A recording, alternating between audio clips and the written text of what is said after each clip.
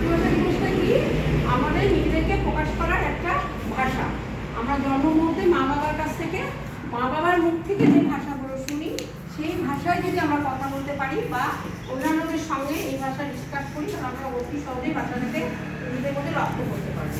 তাই আজকের দিনটিকে আমরা বিশেষভাবে পালন করি। এটা আমাদের একটা জাতির গর্ব, আমাদের অহংকার।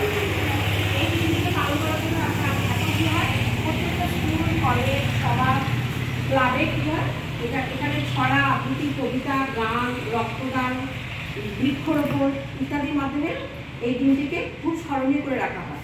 এই মাতৃভাষা দিবসটা কোথা থেকে এসেছে না, আমাদের 1999 সালের 17ই নভেম্বর আন্তর্জাতিক প্যারিসে ইউনেস্কোর একটা কনফারেন্সে এই দিনটিকে মাতৃভাষা হিসাবে পালন করা হয়। তারপর থেকেই বাংলাদেশ এবং বিভিন্ন পশ্চিমবঙ্গের বিভিন্ন বাংলা ভাষা অঞ্চলে এই দিনটিকে মাতৃভাষা হিসাবে মেনে নিই আমরা, এবং এটিকে একটি জাতিসংঘ এই ভাষা থেকে নাম দিয়েছে। এই ভাষাটা আমাদের এই দিনটি কিন্তু প্রচণ্ড স্মরণীয় দিন। এই ভাষাটাকে কী হয়, এদিকে আমরা আবার শহীদ দিবস হিসাবে বলে থাকি। কারণ কি না, পাকিস্তান চেয়েছিল এই ভাষাটাকে তাদের মাতৃভাষা হিসেবে মেনে নেওয়া।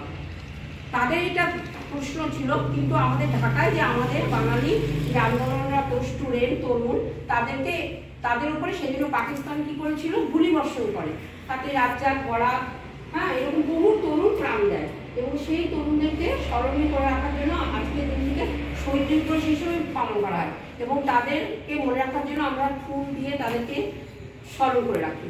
তোমরা বুঝতে পেরেছো, এই দিনটিকে সবাই খুব মানবে প্রত্যেক বছর। ঠিক আছে, যাও, আজকে তোমাদের ছুটি। 1 মিনিট।